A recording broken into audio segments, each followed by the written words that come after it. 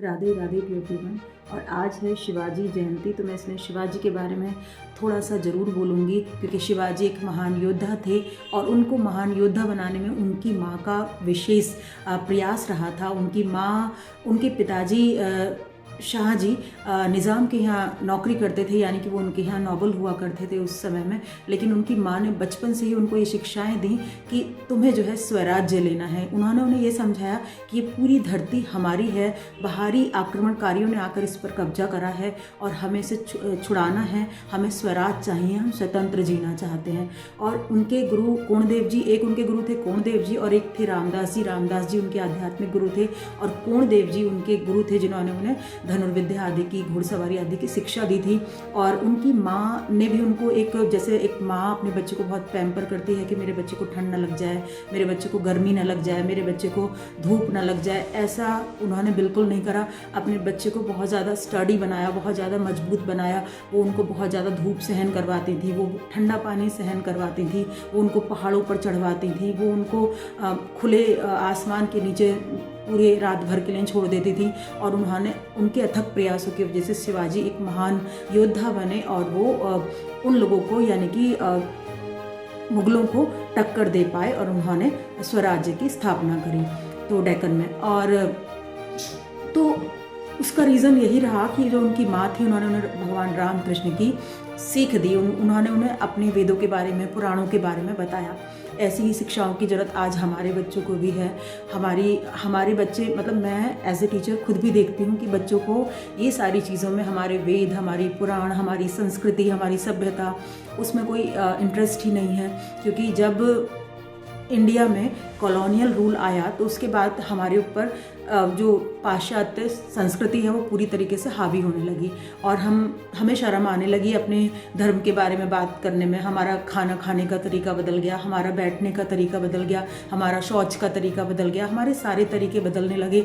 हम अपनी जो शिक्षा व्यवस्था है उसमें इंग्लिश को बहुत ज़्यादा इंपॉर्टेंस देने लगे। समाज इंग्लिश बोलने वाले व्यक्ति को ज़्यादा महत्व देने लगा। तो कहने का मेरा मतलब ये नहीं है कि आप इंग्लिश ना सीखो या आपको इंग्लिश नहीं बोलनी चाहिए, लेकिन आप ये देखो कि जिन लोगों को वेदों और शास्त्रों की जानकारी है, तो वो व्यक्ति जिनको वेदों और शास्त्रों की जानकारी है, वो कथावाचक या फिर वो लोग जो वो उन व्यक्तियों के, हम जैसे अंग्रेजी बोलने वाले लोग उनके साथ चलते हैं, उनके सिक्योरिटी बनकर चलते हैं, उनके इंटरप्रेटर बनकर चलते हैं। तो क्या ज़्यादा ज़रूरी है? ज्ञान का होना ज़्यादा ज़रूरी है। आप किस क्षेत्र में आगे बढ़ रहे हैं, वो आपको कहाँ तक लेकर जाएगा, वो ज़्यादा ज़रूरी है। इस सोच के साथ कुछ बच्चे तो इस तरीके से कि हम जो है इंग्लिश सीखेंगे, हम हाईएस्ट परसेंटेज लेकर आएंगे और उसके बाद फिर हम मल्टीनेशनल कंपनी, वो तो ये मैनिफेस्ट ही कुछ इस तरीके की बातें करते हैं।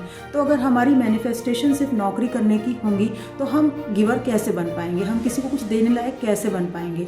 तो हमें गिवर बनना है, हमें देना सीखना है, हमें लेना नहीं सीखना है कि हम लेंगे दूसरों से, हमें गिवर बनना सीखना है कि हम ऐसा क्या कर सकते हैं कि हम दूसरों को दे भी पाएंगे। एक बार स्वामी विवेकानंद जी इतने बुद्धिमान थे कि वो एक बुक को अगर एक भी बार पढ़ने तो वो पूरी की पूरी बुक उनके दिमाग में एक ही बार में डाउनलोड हो जाती थी। और हमें तो बचपन में ये भी कहानी सुनाई गई है कि उन्होंने बुक पढ़ने के बाद उसका क्या, इस टीचर्स ने जैसे जनरली बोल दिया कि इस बुक को घोल कर पी लेना बच्चों को क्लास में, तो उन्होंने अपने घर गए और उस बुक को उन्होंने पानी में घोल कर और पी लिया नेक्स्ट डे। फिर उसके बाद जब वो उनसे प्रश्न पूछे गए तो उन्हें सब पता था, क्योंकि उनको तो एकदम से उनकी मेमोरी इतनी शार्प थी कि उनको सब कुछ याद हो जाता था। तो पता चला कि उन्होंने बुक को घोल कर पी लिया था। तो इस तरीके के बहुत बहुत सुंदर अनुभव उन्होंने, विवेकानंद जी ने करे। वो विदेश में गए तो जहाँ पर उन्होंने वहाँ अपनी सभ्यता और संस्कृति का परचम फहराया, और जब वो वहाँ पर स्पीच देने लगे शिकागो में, तो बाकी लोग बोल रहे थे लेडीज़ एंड जेंटलमैन, तो वो बोल रहे थे ब्रदर्स एंड सिस्टर्स। तो ये बहुत प्रभावपूर्ण था और लोग उनके ऊपर उनको बहुत प्रसन्न हुए, बहुत प्रभावित हुए, उनके शिष्य बन गए। और एक बार किसी ने उनसे पूछा कि विवेकानंद जी से कि स्वामी जी आप एक बात बताएं कि आपके देश की जो महिलाएं हैं वो कभी किसी से हाथ क्यों नहीं मिलाती हैं, वो नमस्कार क्यों करती हैं? तो उन्होंने कहा कि क्या तुम्हारे देश की रानी सबसे हाथ मिलाती है? उन्होंने कहा कि नहीं मिलाती। कि वो क्यों मिलाएंगी, वो तो महारानी है, तो वो तो उनके लिए तो कुछ प्रोटोकॉल्स होते हैं, कुछ रूल्स होते हैं, तो वो किसी से हाथ क्यों मिलाएंगी? तो उन्होंने कहा मेरे देश की हर महिला महारानी है। तो एक गाना भी हम लोग गाया करते थे, चंदन है इस देश की माटी, तपोभूमि हर ग्राम है, हर बाला देवी की प्रतिमा, बच्चा बच्चा राम है। तो वो संस्कार जो हमारे अंदर इंस्टॉल करे गए, वो चीज़ें जो हमारे अंदर बचपन में डाली गई, तो वो आज तक जिंदा हैं। तो इसीलिए सभी बच्चों को इसी प्रकार के अच्छे संस्कार की आवश्यकता है, उनको ज्ञानवान बनने की आवश्यकता है। तो सभी पेरेंट्स को चाहिए कि जैसे अब कल एकादशी है, तो एकादशी के साथ ही कल वराह जयंती भी है, तो बच्चों को बता दें हैंड टू हैंड कि वराह जयंती क्या होता है। तो इसमें भगवान के 10 अवतार हुए थे, उसमें भगवान वराह का अवतार हुआ था, उसमें उन्होंने पृथ्वी को जल से निकालकर और फिर से पुनः यहाँ स्थापित करा था, और उन्होंने हिरण्याक्ष नामक राक्षस का वध करा था। तो इस तरीके से टाइम टू टाइम चीज़ें बताते चलेंगे तो बच्चों को अपने पुराणों के बारे में, अपने वेदों के बारे में, अपने जो हमारा संस्करण है, हमारी जो किताबें हैं, उनके बारे में बच्चों को नॉलेज मिलेगी, उनको उनके प्रति प्रेम आकर्षण बढ़ेगा। तो ये सब कुछ बहुत बहुत बहुत ज़्यादा ज़रूरी है। तो बस यही सब मुझे कहना था आज। धन्यवाद।